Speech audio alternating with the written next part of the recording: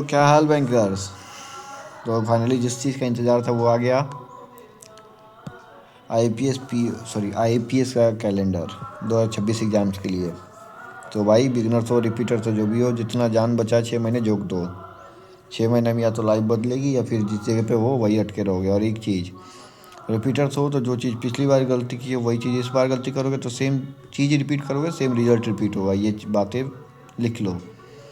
अगर अपने तुम प्रोसेस में चेंज नहीं लाओगे ना तो रिजल्ट भी सेम ही मिलेगा। तो रिजल्ट अगर डिफरेंट चाहिए तो प्रोसेस पहले डिफरेंट कर लो।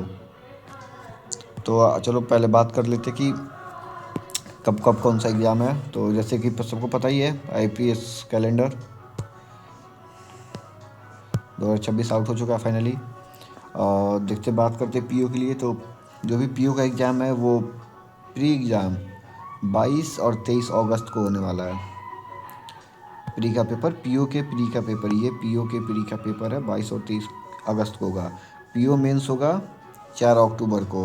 यानी अगर अभी से जोड़ लो, मान लो जैन तो ख़त्म हो गया, फरवरी मार्च अप्रैल मई जून जुलाई जुलाई 6 महीना गिन के 6 मंथ ये 6 मंथ तुम्हारा आएगा 60 साल डिसाइड करेगा। तो फिर सोच लो, 6 महीने रगड़ के 60 साल बनाना या फिर वही 60 साल फिर रगड़ोगे। फिर आ जाओ एसओ का। जो भी भाई एसओ के लिए प्रिपेयर करते हैं, 29 अगस्त को उनका प्री होगा, 1 नवंबर को मेंस होगा। आईपीएस क्लर्क है, सीएसए को क्लर्क बोलते हैं, जो बिगनर्स उनको पता नहीं होगा शायद। तो सीएसए उसका पेपर अक्टूबर में होगा 10 और 11 को। इसका मेंस 27 को, आई थिंक पिछले इस साल 19 को था जब मेरा मेंस था, 19 दिसंबर को था। इस बार 27 दिसंबर को है। और ये जो ये दिख रहा है ये आरआरबी का है, रीजनल रूरल बैंक, सबको पता होगा। ये आरआरबी का है एग्ज़ाम डेट। तो आरआरबी पीओ का जो पेपर, ऑफिसर स्केल 1 को पीओ बोलते हैं। ऑफिसर स्केल 2 हमारे बस का नहीं है क्योंकि इसमें एक्सपीरियंस चाहिए, जो कि हमारे पास है नहीं। तो इसका आरआरबी के पीओ का पेपर 21 और 22 नवंबर को होगा 2026 में। इसमें तो आपको काफ़ी टाइम मिल जाएगा, फिर तो इधर सारे ख़त्म हो जाएंगे। फिर मेंस का पेपर इसका 20 दिसंबर को है। एक सेकेंड, आईपीएस क्लर्क के पेपर से पहले आरआरबी पीओ का पेपर हो जाएगा, मतलब उसके मेंस के पहले। और उसके बाद आ जाओ ऑफिसर स्केल 2, इसका मेंस 22 दिसंबर को है। प्री का डेट अभी क्लियर नहीं है। ऑफिस असिस्टेंट आरआरबी क्लर्क, ये 3 दिन पेपर है, 6, 12 और 13 दिसंबर को। और इसका मेंस है 30 जनवरी को। इस बार इसका मेंस आई थिंक 3 या 4 फेब के आसपास में है, लेकिन इस बार 30 जनवरी को पेपर है। तो बस यही ओवरऑल रिव्यू है। बाकी तो ये सब चीज़ें, कैसे फॉर्म भरना है, कितने के में फ़ोटोज़ वगैरह होंगे। तो भाई जो भी हो, बिगनर्स हो रिपीटर्स हो, 6 मंथ है तुम्हारे पास। लग जाओ, जितना जी जान लगा सकते हो। 6 महीने सब छोड़ दो। अलग सर का एक फेमस डायलॉग है, सबने सुना होगा, 6 महीने अपने दिल का दरवाज़ा और गेट का घर का दरवाज़ा दोनों बंद हो जाना चाहिए भाई। 6 महीने ना तुम्हारे पास कोई तुम्हारे रिश्तेदार है, ना तुम्हारे फैमिली में कोई है, बस मम्मी पापा भाई बहन जो भी हो। 6 महीना सबसे कट ऑफ हो जाओ। ना तुम्हारे पास तुम्हारा कोई दोस्त होना चाहिए, ना तुम्हारे पास कोई तुम्हारा रिलेटिव होना चाहिए, ना तुम्हारे पास कोई तुम्हारी गर्लफ्रेंड होनी चाहिए, ना तुम्हारे पास कोई तुम्हारी बॉयफ्रेंड होना चाहिए।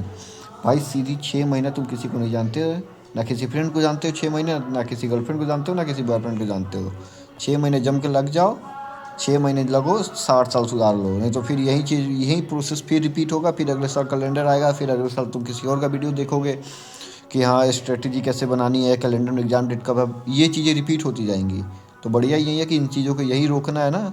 ट्रेन में धक्के खा के जाके पेपर देने से बढ़िया है ना कि एक बार धक्के खा लो ज़िंदगी में और लाइफ उतार लो। तो सबसे बढ़िया है चुपचाप बैठो, पढ़ाई करो, एक शेड्यूल बना लो अपना। शेड्यूल के रिलेटेड देखता हूँ मैं, ऐसे मेरे से हो जाता तो कल मैं वीडियो बनाऊँगा इसको लेके। आराम से शेड्यूल रखो, एक 6 महीने उसको फॉलो करो। छोटा शेड्यूल रखो, 6 महीने उसको फॉलो करो आँख बंद करके। ना तुम्हारे लिए होली होना चाहिए इस बार, ना तुम्हारे लिए दिवाली होना चाहिए, जब तक तुम्हारा सिलेक्शन नहीं होता। ना तुम्हारा कोई होली नहीं है भाई, बेरोजगारों का कोई होली नहीं होता है। बेरोजगारों के लिए होली बना ही नहीं है, कोई त्यौहार नहीं बना बेरोजगारों के लिए। ये चीज़ें जान लो। तुम जो भी यहाँ बैंक की प्रिपरेशन के लिए आए हो ना, तुम्हारा एज 25 से नीचे किसी का नहीं होगा। होगा तो 22, 23, 24 होगा।